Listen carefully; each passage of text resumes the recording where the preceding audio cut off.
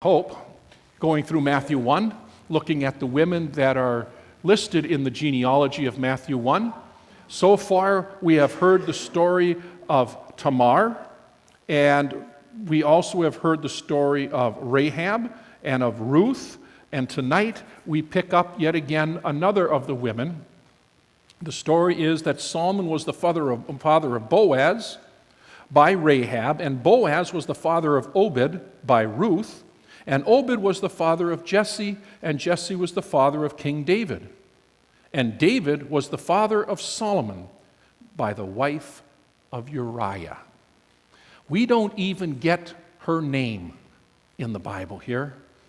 All we hear is who she is the wife of. There has to be some story going along with this. To begin with, we need to understand that if David would have done what was expected of him as a king, nothing of what we're about to talk about would have happened. Or at least maybe not in the way in which it did, huh? For you see, at this time, it was customary, expected, that the king would lead his army in battle. And Israel was at war. What had happened was, according to 2 Samuel, there was a king of the Ammonites who had died. And David sent some messengers to the king's son, who now becomes king, to offer the king's son his condolences. That sounds pretty nice, keep peaceful relationships between nations. But the king's son was not very wise and had a suspicious mind, and the king's son decided that what David was really trying to do was spy out the Ammonites to see how strong they were, with the understanding that he might then come and attack them. So his son, the new king, believed that David was doing all of this under the cover of trying to spy out their strengths. And so the new king of the Ammonites takes the messengers aside and has half of their beard shaved off and has a hole cut in the front of their garment below the waistline. Oh, come on, you're supposed to go, oh.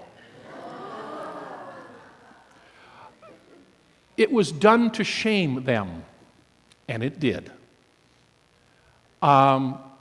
This is not the way you treat messengers from another king's. This is not how you treat people. They obviously were quite embarrassed, and when they made their way back home and reported what had taken place, David became furious, and David led his army out to war against the Ammonites. They fought all the rest of that summer and deep into the fall until winter came and fighting ceased. Neither side had yet won a victory. Spring comes, and it is now time to once again avenge how David's messengers were treated by the Ammonites. And so David sends his army off to finish what they had started, taking revenge against what had happened to them. But David did not go out with them this time. He stayed back home. So they're off at war. David is at home in the palace, worrying about how things are going. And we are told that one afternoon, probably late afternoon, he was restless. Sitting on the throne all day long with nothing to do can become a little boring, I suppose. And so he became restless and worried, and he decides to take a trip up onto the top of the palace, onto the roof. And looking out over his kingdom, he notices on a neighboring house something that catches his eye.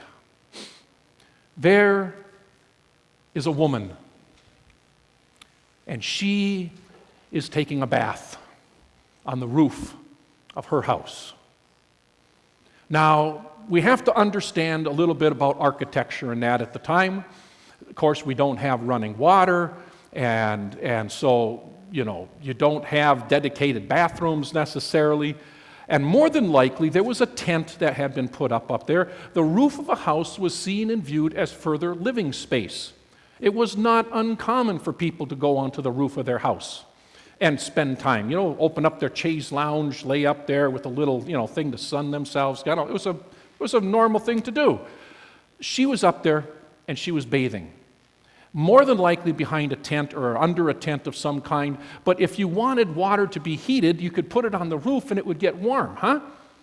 Now, we don't know all the customs and traditions and all of the things that were seen as being right and wrong, and so we do not specifically have a rule that says if you're king, you can't look out at your neighbor's wife who's bathing on the house next door.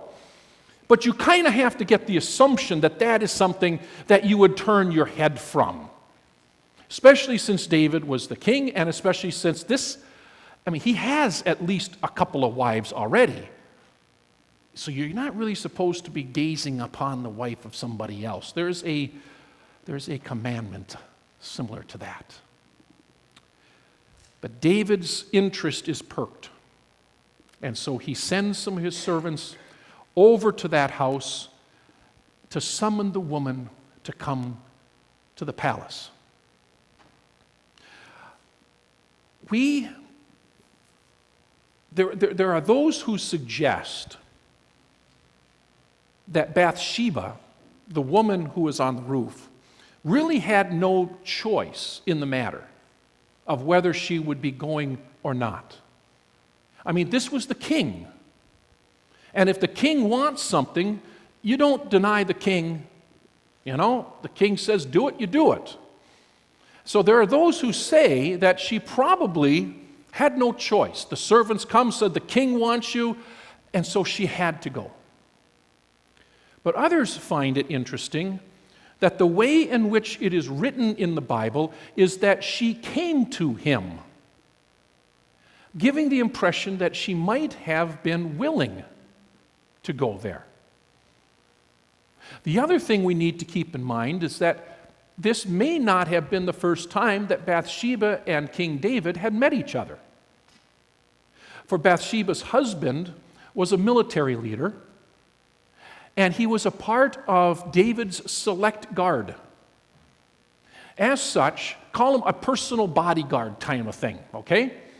The Secret Service of David's day. And as such, it is quite possible that David had his guard over to the palace for drinks and caviar kind of a thing, huh? And so it's very possible that Bathsheba, with her husband, had probably already met King David in at least a informal, casual type setting. Now, this is speculation, but it kind of follows that it might have been the case. In any regard, she goes to the palace. And one thing leads to another, and the next morning she goes home. Time passes, and before long, Bathsheba finds that she's pregnant. King has a problem. The king knows that Bathsheba's husband is at war, where he should be. So how can Bathsheba be pregnant if her husband's off at war fighting for the king? He's got to do something if he wants to keep his little tryst secret. So David comes up with a very unique plan. King David decides to give Uriah, Bathsheba's husband, a little R&R back home. He's been out fighting, it's hot, it's long, give him a little R&R, have him come on home, everything should be just fine. So he sends for Uriah off the front lines, come on back home, we'll give you a week to kind of rest before you go back into the battle. So Uriah comes home, meets with the king. The king says, "Thank you for your service. It has been greatly appreciated. I want you to take a little rest. Just kind of go and take a rest. You'll go home. Have some time with your wife." Uriah leaves the palace, goes out the door, shuts it behind him, and sits in the doorway of the palace and doesn't go any further.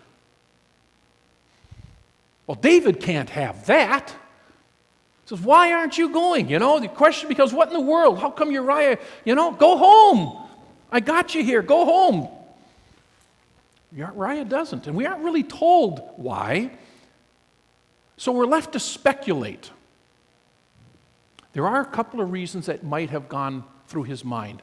The first one is, and I think this is plausible, is word may have come to him that David had asked for his wife to come to the palace while he was at war.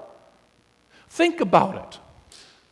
The messengers of the king don't always show up at a person's house knocking on the door. This is a public area. People are coming and going all the time.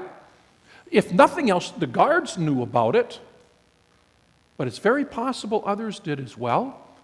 And they saw Bathsheba leave her house and go into the palace, and probably saw her later on sometime go back into her house.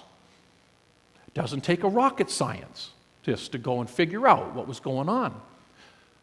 Had one of these guards or somebody notified Uriah about what was going on, gave him a little hint of what was going on, and so he decides instead to not go home, to sit on the front step of the king's house, his palace. That's one idea. Another idea is, and some guys may find this comical, that it was customary at the time for soldiers who go off to war to not engage in certain activities at home because it's believed to deplete their strength. You understand? Do I need to paint a bigger picture than that? Good. Good. I'm glad you don't understand, and I'm glad others do. That's exactly what I want. Kind of like what has been said with sports and so forth in the past as well. So it could be that Uriah, being that he and his troops are still at war fighting the battle, it would be inappropriate for him to go home right now because he doesn't know when he's going to be called back to go onto the front line again, and so, I can't do that. Third one is that Uriah may have had such great loyalty to his troops that he didn't want to engage in anything that the rest of the soldiers who were fighting the battle could not engage in as well. So instead of going home and having steak and potatoes or spaghetti soup or whatever, he decides he is going to stay in task, and he sits down at the doorway of the king. Well, David didn't expect that. So he's got to quickly come up with another plan. And here's what it was. I'm going to get him drunk. If he won't do it willingly, he can do it when he gets drunk. So he invites Uriah back into the palace. There's a big feast that's put out there, and the wine starts a-pouring. Get the guy drunk. And when he is no longer of sound mind, we'll send him back home. So they did. They had a great grand old party. Later that evening, David says, "Go home, sleep it off. We'll see you in the morning." Uriah leaves, closes the door behind him, and falls asleep in the entrance to David's castle. Now David's got a real problem. What is he going to do? There's only one thing left. He's got to kill him. But how do you do that? He's the king. So David decides, what I'm going to do is I'm going to get a hold of his commander, And I'm going to tell the commander, I'm sending Uriah back. I want you to put him in the very front of the front line, and when the battle starts, I want everybody to retreat but him. And that's what was done.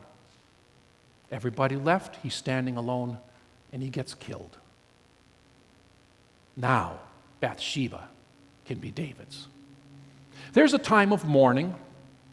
There's a time of grieving over the loss. But eventually David calls for Bathsheba to come back into the palace, and she comes, and he marries her. As time passes, Bathsheba gives birth to a young boy, and David is very happy. He's got another son. But soon after the boy's birth, he gets extremely ill, and the boy dies. David believes that this child of his, this son of his, died because God was punishing him for what he had done. As time went on, Bathsheba got pregnant again and had yet another son. This one was named Solomon. And King David loved Solomon. And you would think that the story ends there, because that's kind of the way in which most of the stories that we hear end. But it doesn't end there. As the boy grows and becomes older, David gets older. And there begins to be some tension between the different offspring of David. For Solomon was not David's firstborn son. He had a son by another wife, and that son was getting impatient for his father to die. He wanted the throne. His name was Adonijah. Adonijah decided that I can't wait for old dad to die. I'm going to seize the throne. And so he leaves the palace, goes out into the countryside, and declares to the people in the countryside that he is now king. And there's this massive following behind Adonijah. He's the new king. Bathsheba gets word of this. And so Bathsheba goes to David and says, David, who now is quite old, is it your intention that Solomon succeed you as king when you die? And David very clearly says, yes, I want Solomon to be the one that succeeds me. He will be the next king. And Bathsheba then tells him what Adonijah was doing. Well, David dies eventually. And Solomon becomes king. Solomon does not kill Adonijah. One of the things that Bathsheba was concerned about was that if Adonijah became king, he probably would have killed Solomon and her, because there can't be any competition, you know? You can't have someone trying to go and unseat you. But Solomon didn't do that. His half-brother was nonetheless a brother, and he didn't want to go and kill him, at least not right away. But what this did is it opened the door for Adonijah to try one last thing. He wasn't done trying to seize the throne. Adonijah goes and plans on marrying one of David's wives. Now, outside of that being a little freaky, what it means is, being that wives at the time, like for kings especially, were seen almost as property. If you married the king's wife, you then, in a sense, have people believing you to be king, because you have taken the king's property. Okay?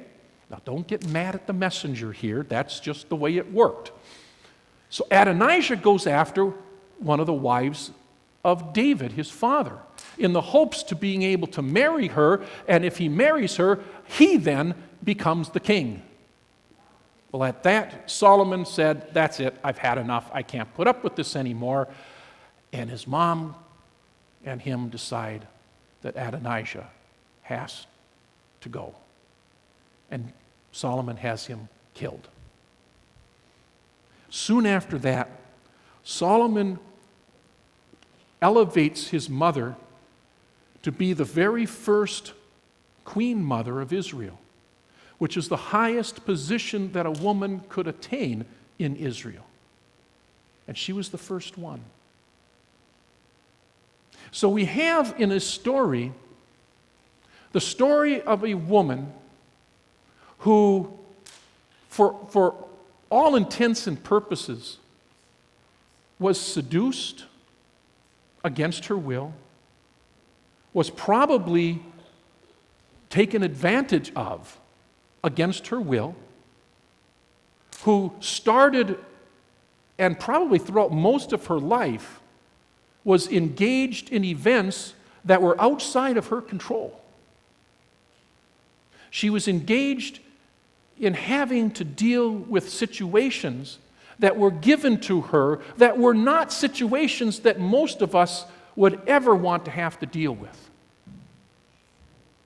What is the real power of Bathsheba is that even with that background, with her struggle and her abuse and all the rest, she rose above it to become the most powerful woman in Israel and counsel to the king.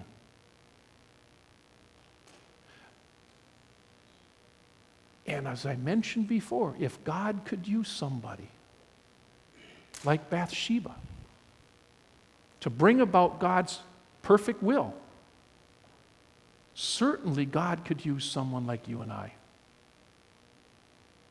So we've dealt with 4, all of them with some kind of questionable events going on in their life.